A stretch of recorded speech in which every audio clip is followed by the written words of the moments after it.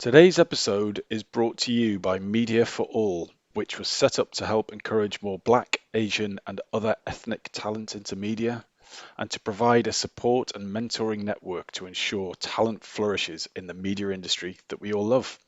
If you're looking for a mentor or would like to mentor young ethnic talent, check them out at mediaforall.org.uk, and it is all 100% free.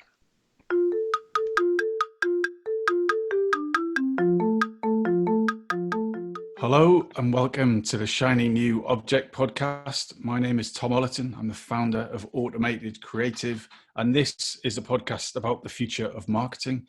Every week, I get to interview one of our industry's leaders, and this week is no different. I'm on a call with Gil Horsky, who is Director of Innovation, SnackFutures at Mondelēz. Hi, Gil. Thanks for joining the call. Could you just give a quick overview of who you are and what you do for the audience? Sure. Hey, Tom, great being here, and thank you for inviting me. Yeah, so I think as you mentioned, I'm part of the SnackFutures team in Mondelēz, and SnackFutures is actually quite a new team. We started around a year and a half ago, and it's an independent innovation and venture hub within Mondelēz that actually has two pillars. We have a pillar around invent, that we literally go and invent new brands and new businesses for the company.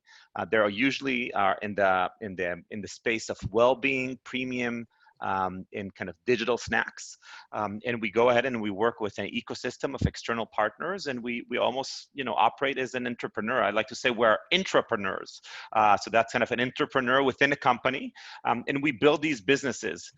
We start small and slowly scale them up, or pivot, or kill them if they don't meet our expectations. And the other pillar of SnackFutures is the venture. That's basically a CVC, a corporate venture arm that we invest in startups, in companies that we believe are in spaces that are interesting for us, and we think they have a high growth potential, and we can help them further grow. That's the two pillars of what we do in SnackFutures. In addition, because I'm based currently in Israel, I didn't do my career in Israel before that, but because I'm based in Israel, another hat I wear that I kind of probably invented for myself, but I think Mondelēz is happy about that, is actually also connecting Mondelēz is a company to the Israeli innovation ecosystem. And that's in a lot of layers of working with startups in areas of food tech and agri-tech, working with new technologies in areas of Industry 4.0 or cybersecurity or AI or market research. So that's a second hat I like to say. That's my night job. My day job is on the SnackFutures Invent and Venture. So that's kind of what I do today. And before that, just in a nutshell, I started my career in PepsiCo in the US in marketing and innovation, had a great time there, really learned the fundamentals of marketing on huge brands such as Quaker and Tropicana and Gatorade. And then I moved after 6 years there. I moved to Switzerland and joined Kraft Foods, that later on became Mondelēz International, working on our global chocolate business, which we own some phenomenal brands such as Cadbury. And Tom, I know you're a Brit, so I'm hopeful you're eating every day at least one chocolate chunk of Cadbury. Is that the case? Yeah, I've already had two, and it's 11 a.m. Okay. So yeah, of course. Okay, that's good. Very good. You're helping our market share. We need that. So I've been working on our global chocolate team on innovation and strategy, in kind of developing the new entries into new markets or new consumer segments and offerings in chocolate. Later on, I did that on biscuits, which is our actually largest category in Mondelēz. We own brands such as Oreo, etc., and Belvita and Chips Ahoy. And then 3 years ago, I moved back to Israel and started the SnackFutures journey and linking Mondelēz to the innovation ecosystem. So that's me in a nutshell. So thanks for that introduction. So are you a marketing book person, or do you avoid reading marketing books, given that you have the experience and knowledge from such great employers? That's a great question. So I think first of all, we all learn, and we all have a lot to learn. And I'm a big believer that learning is a lifelong journey. I started my career in marketing in around 2005, and I can definitely attest that marketing that was in 2005 is completely different than what it is today in 2020. digital was just starting. Social media hardly existed. It was more the kind of traditional 3 Ps and 5 Cs, and the kind of Philip Kotler. Actually, I did my MBA in the U.S. in Kellogg, where Philip Kotler, was kind of a guru and wrote kind of the, all the famous books. But a lot of that has evolved, obviously, and the marketing has changed a lot since then, and it became even a more exciting space. But from a book perspective, it's interesting. When I started off my career, I used to read, to try to read quite a lot of marketing and business management books, innovation books. One of my insights was that, I have to admit, I was many times disappointed at the books. I was disappointed not because of what they wrote, but actually at their length. I still have a strong belief that most marketing and management books, have 1 or 2 or 3 very good ideas that can probably be summarized in 10, 15 pages. And for some reason, they always stretch them to 200, 300 pages. I guess that's the only way to generate revenue. So they are quite repetitive. And over the years, I started being less patient for that. So I either read summaries, or if it's a really good book, I stick to it. But actually, the books that I'm really I love reading are actually not necessarily written by marketeers.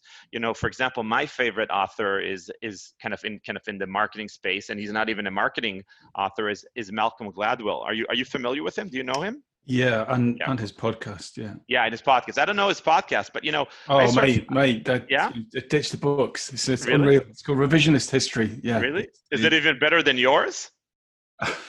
No, I'd say he has a larger support staff. Okay, I got it. Okay, he has a bit more resources, but Malcolm, like his, the first book I read of his, was Tipping Point, and I still, I love that book, right? Because that book talks about this whole idea of, how does, a little idea or behavior or a trend kind of have that threshold that it becomes a tipping point and it becomes like a norm or accelerates significantly. And, I think one of the most famous stories he tells there is about, Converse shoes, how they had their heyday, they disappeared and came back.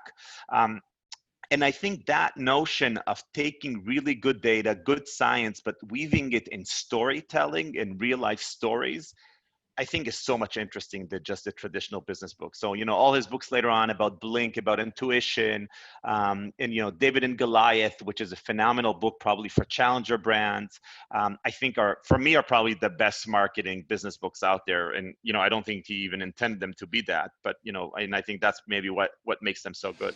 It's just interesting what you were saying about books having just a few central ideas and then sort of being bloated out to 250 pages. It reminds me a lot of when I used to buy records on CDs in the 90s. And if you bought a CD for £15, which is what they used to cost back then, you would listen to that thing over and over again. And it's similar, like if you buy a book for 15 quid, you're gonna go for it. Whereas if you read a blog that's free, it's something strange goes on psychologically, I think, when we're looking at different ways of teaching ourselves. Like if someone I interviewed on the podcast spent thousands and thousands on an MBA, you're going to learn that stuff. Do you know what I mean? Whereas if something comes to you free, then free often makes you perceive it as being far less valuable, even though the content might be just as good. But anyway, that's just my little rant. No, that's a great point. I agree. Completely agree. So in the last 5 years, what new belief or behavior has been transformative to your work life? I think I alluded to it just a bit, is that, I think in my opening sentence, I used this term of entrepreneur. I'm assuming you're familiar with that, right?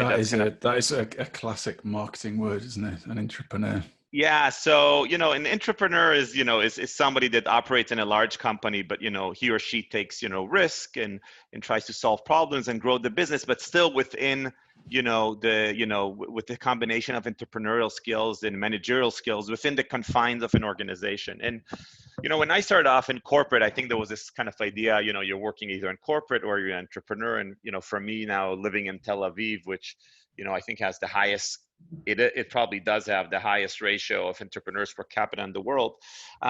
It always looked like, you need to have a choice. It's either or.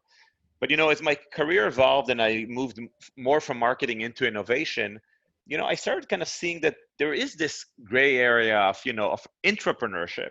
And, a lot of it depends on obviously, the personality of the, of the employee or the innovator, but actually of the openness of the company, and, letting you do that. And I think that's what we try to do in our SnackFutures team. But obviously many other people in the company do that and in other companies. And I think that's something that for me unleashed a lot, but I think it, it also comes with, you know, a set of behaviors that you need to have to do that well, is one of the things I like to say the most is, being childlike. I have 3 young kids, and my kids look at the world in a phenomenal way. They're probably the best marketeers and they have the best insights, right? Because they're curious, they ask on everything why. They hardly have any biases. They observe things that we take as granted. So, that's a phenomenal skill set to have as an entrepreneur. The other one is taking risks, and even I would say something controversial, going on the verge of even getting fired. Don't get fired. I'm not recommending anybody to get fired, but you need to see how you push the boundaries and not just giving up so easily on things. And, one of the best sentences I always like, one of my managers always used to tell me is, better to say sorry than actually ask for everything for permission, right? Because usually you just won't get the permission. So I think those are some of the things that I think, and, seeking outside inspiration. I'm a big believer of that, of, going outside of your realm. Yes, I work in marketing innovation. I work in the food industry, but some of my best inspiration, my best ideas actually come from going to conferences, talking with people in other industries, reading magazines of other industries, and then kind of clashing different trends and technologies and ideas that actually impact what we do. So I think, to summarize, just to your question is, that's been one of my big kind of unlocks for me personally as a career, but actually also as a behavior of, being an entrepreneur within a large company. I think it's a phenomenal direction. I love it. But is the entrepreneur opportunity for the lucky few? So, I mean, you've got things like a Unilever Foundry, for example. I mean, I know, Correct. Yes, I know correct. I know some of our clients. They all have like innovation teams and they have entrepreneur possibilities. But for a huge business like those businesses, like your own, it's relatively, well, it's lower risk to kind of incubate a person or people or a set of ideas because the upside is so huge for a brand such as Mondelēz.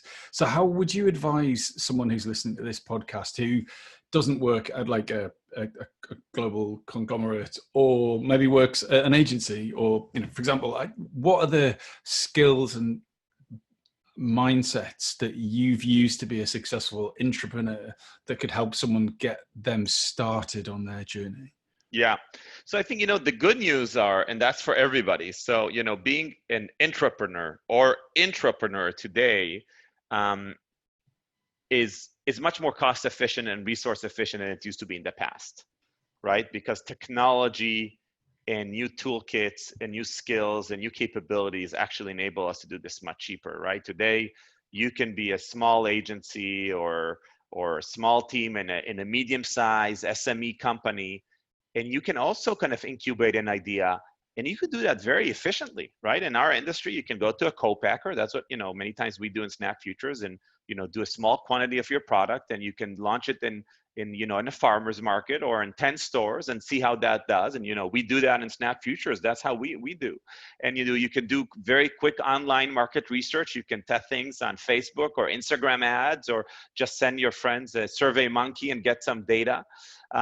Or even just do a very quick kind of D2C website, just do it yourself, build your small website, sell online and get the learnings if things are going well or not, if it's meeting your threshold. So I actually think that, it's true that when you're a large company, you can do more of these in parallel probably.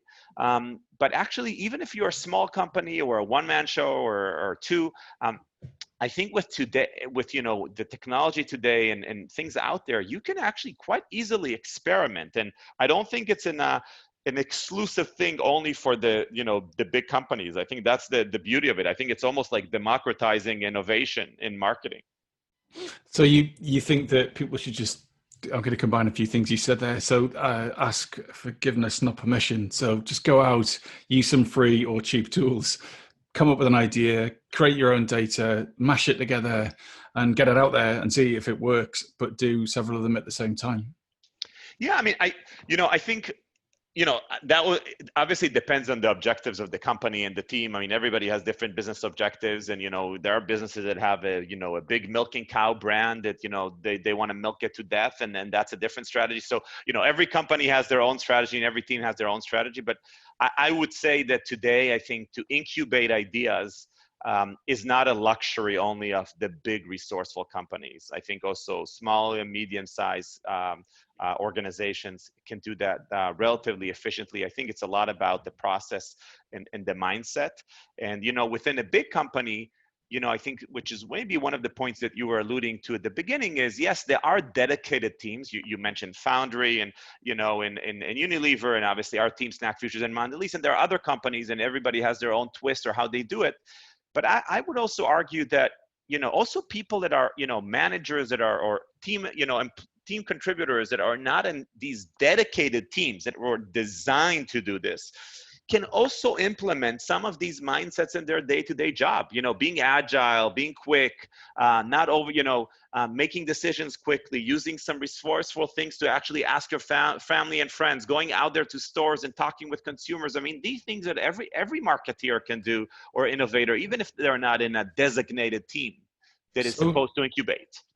So before we move on to your shiny new object, I'm really interested to know how you deal with a deluge of information and a deluge of opportunities, and how you cope with overwhelm. Because as an innovation person, or an ex-innovation person, you have to kind of say yes to a lot of things. You have to say yes to the information. You have to say yes to new technology and opportunities. And so as someone who has to stay open and like a sponge and soak up a lot of stuff, how do you deal with overwhelm? How do you still get the job done?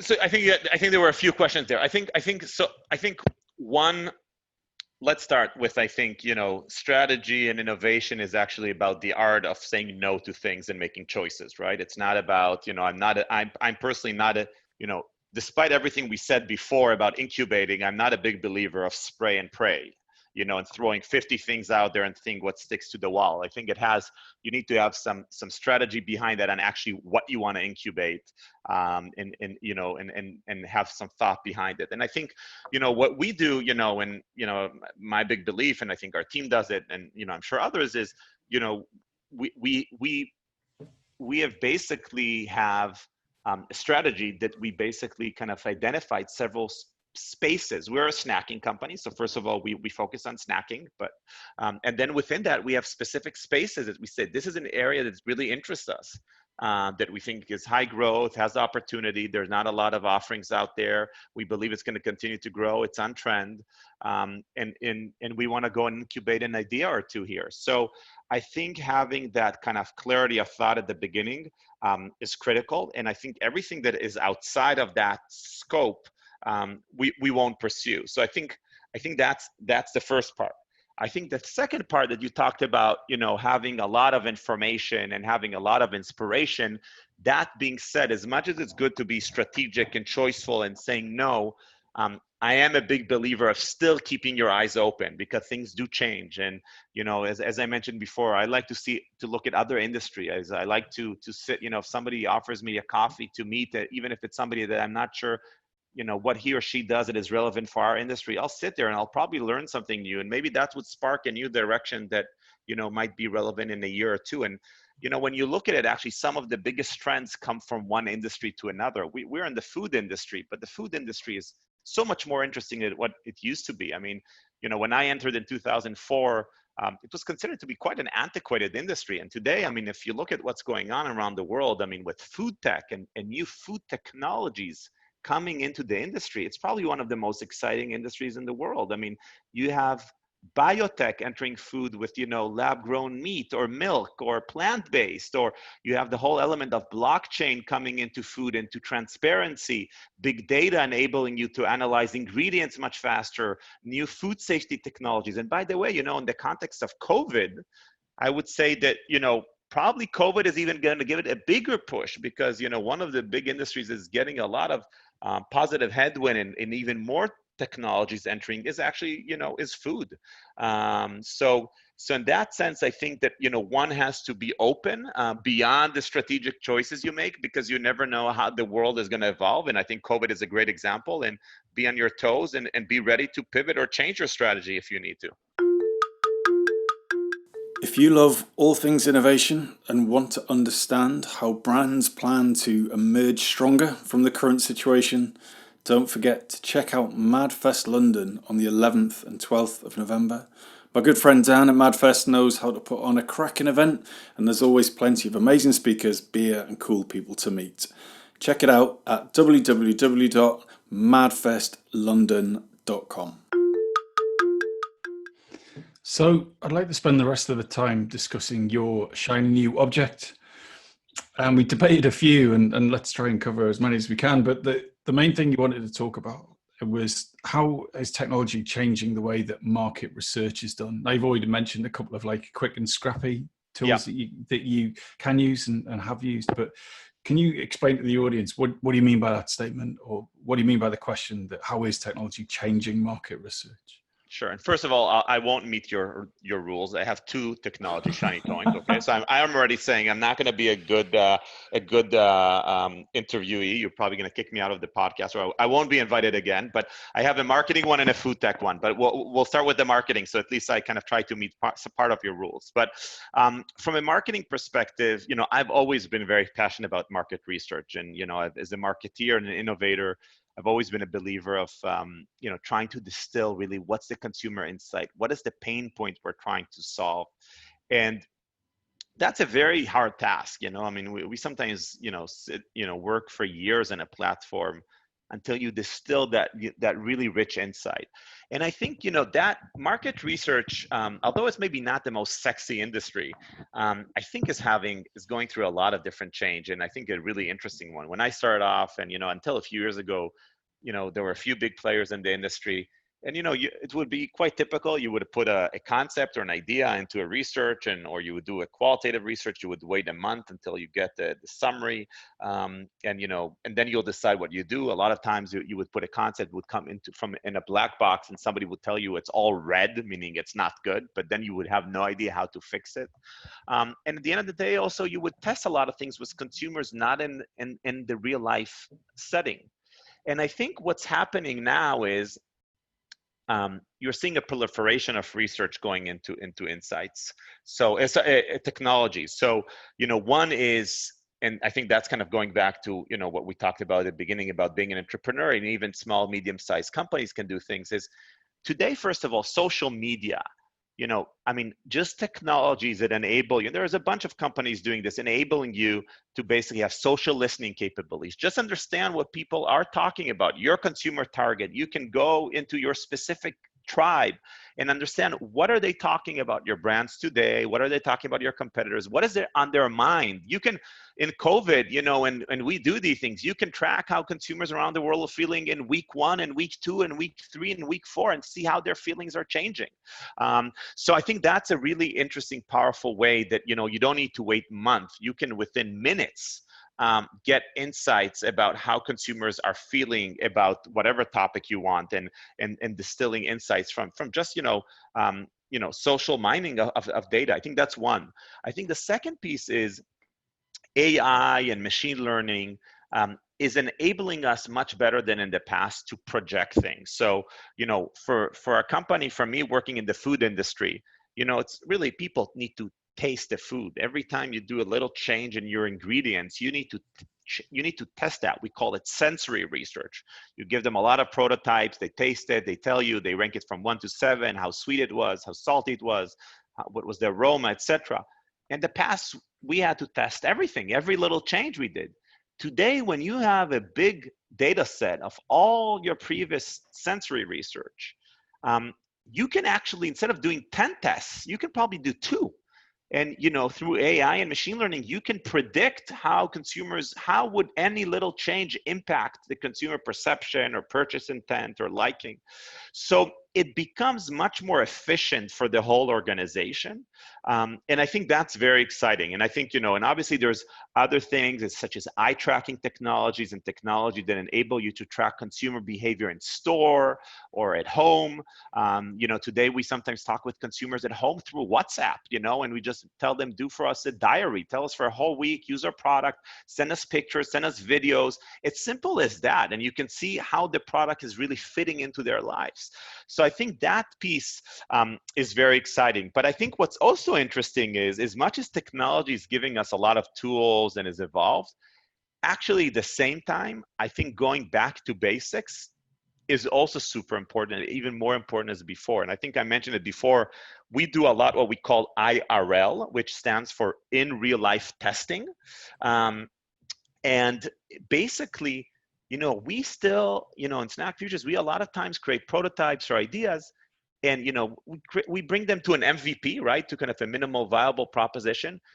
And in the past, we might have tested them for ages and did a lot of iterations. And today, we'll just take them. Obviously, we'll make sure the product is safe and we can share it with consumers. And we might stand in a farmer's market or in a store for 2 days and give it to people and ask them and ask them if they would buy it for that price and have them taste it and tell. And they give us all the feedback. And if you stand there for 3 days, you really get a good idea of if that's a product that you want to move forward with, if you need to pivot it, if you need to stop it or pass it. So I think the combination of high tech and technology, but at the same time actually using the old methodologies that sometimes got lost. People don't do that as much as big companies rarely stand in a farmer's market or in 1 or 2 stores in New York or in London or Paris and just test ideas. I think doing both has a lot of place and actually gives you very rich data if you combine both. So why don't more people do it? The farmers market example is so lovely, and it reminds me of innovation stuff I've done previously, where you go out on the street with a clipboard or you have conversations with people. But it's a pain in the ass, man. Do you know what I mean? You've got to go downstairs, you've got to put your coat on, you've got to go and speak to strangers. You have to stop doing all the other things that. Correct. So how? Well, without wanting to give away any secrets, how do you do that successfully, and how do you make sure there's not such a huge opportunity cost that if Gil goes out to a market for 3 days, that he's not lost 3 days on something else? Correct. So, first of all, it's interesting. I think that the size of big brands and companies and scale actually, exactly like you said, made it complicated for them, because in reality it's much easier ordering a study from somebody and talking online or doing a quantitative study with 1,000 consumers and just getting your PowerPoint or Excel back that tells you the answer, which is not always usually, of course, the case. But I think it's for me, it's part of the mindset. And it's part of the agility mindset. It's part of being an entrepreneur, as we spoke earlier. And actually, what I feel as a marketeer, as an innovator, and it doesn't matter what level you are, if you're a junior or super senior, we need to be connected to consumers into where they shop and buy and interact with them. In addition to doing all these phenomenal, rigorous analytics and AI and all these great things that technology brings. I think this human connection is still super important. And for me, like you mentioned, standing 3 days in London or New York or LA, doesn't matter where, or Tel Aviv, in a store or in a farmer's market and talking with consumers. And of course, I won't do it every week. If it's, 3 days, maybe once a quarter or every few months, is super valuable. One, I get a lot of insights, but it makes me a better marketeer and innovator. I interact with consumers. I really, really hear what they have to say. I can ask a follow-on question. And I would encourage every marketeer and innovator, doesn't matter what level you are, it's part of our duty. I mean, all these emails and other tasks we have, they'll wait another day or two. It's part of our duty to still have that human connection with consumers. I think I feel like we're probably one of the first ones that have, kind of embraced this really in the last few years. But, I'm sure other companies are looking into it. A lot of them are talking with us and wanting to learn how we do it. And we don't have a monopoly on this. I mean, there are different ways to do it. But, I'm a big believer that, combining, as I said, the high tech and the low tech is probably the best market research approach one can have. So we've got a couple of minutes left, and you wanted to talk about food tech, which I think is a fascinating area. So, and you wanted to break the rules of having one shiny new object. So, Sorry about which, it. hey, you're an innovator, man. It's a part of the job. So, what's exciting about food tech at the minute? I mean, you talked a little bit about COVID-19 and how it's changed massively from when you started in the industry. What do you see in food tech for the next few years? Yes, I think food is changing already, and I think is going to continue to change in the next few years. And a lot of the innovation coming into food and the new technologies are coming from other industries. So that's how I mentioned before, and that's what actually makes Israel so interesting in this space where I'm based now in Tel Aviv. Is Israel has a very strong biotech and pharma and strong sciences in chemistry and other industries, and you see a lot of very strong scientists and entrepreneurs moving into that space, and actually bringing the know-how. I mean, the thought that a few years ago actually you can get a fantastic tasting steak that actually either would come from plant-based, a bit like how Beyond Meat or Impossible they are doing, or by the way, lab grown, which I think we all thought a few years ago that's like science fiction, that is actually coming from the animal, but actually grown in the lab, or some people call it clean meat. There's a bunch of different names for the same idea, but actually it's coming from real animal tissues, but actually there's no animal being killed in the process, and you actually grow it in the lab, tastes and smells and has the same texture as meat. That's probably another year or two out there. The same is for seafood, the same is for milk. And I think that the interesting why are you laughing about milk? I've never heard anyone say the word milk with such passion, but I had nothing. I had no idea. Really, I heard that they were going to make wine in a similar way. But I mean, Yeah, no, but is everything going to be lab grown? Are we going to? no, I don't think everything is going to be lab grown, and I think there are also issues with lab grown. Let's face it. I mean, not everybody wants their food growing in labs, so I think there's going to be both lab grown and plant based, and I think they're going to all target different consumers and have different benefits. But I think this notion of the environmental impact, right, and the impact that you're actually less gas emissions, you're not killing any animals, you're still great tasting. That's not only for the vegans or vegetarians, it actually for flexitarians is a huge trend, right? So I think that's one space that is very interesting. I think probably it's going to be accelerated from COVID, right? I mean, at the end of the day, from what we know, everything about COVID, it is coming from animals in a market in China, right? Yeah. So I think that's one piece. I think the second piece is about, which I mentioned earlier, about traceability and knowing where your food is coming, who grow it, how it was grown, in what conditions, what is the supply chain it went through, is also a fascinating area. There's so many great technologies starting to disrupt that space with blockchain, with IoT, with different ways of actually knowing if it's a coffee or cacao. We obviously have a phenomenal program called Cocoa Life, that we partner with cocoa farmers, mainly in Africa and in Ghana, etc. Cote d'Ivoire is, kind of the ability to actually know where the cocoa beans or the coffee beans come from, is a really interesting space as well. So I think we are seeing it, but I think you're going to see more and more technologies.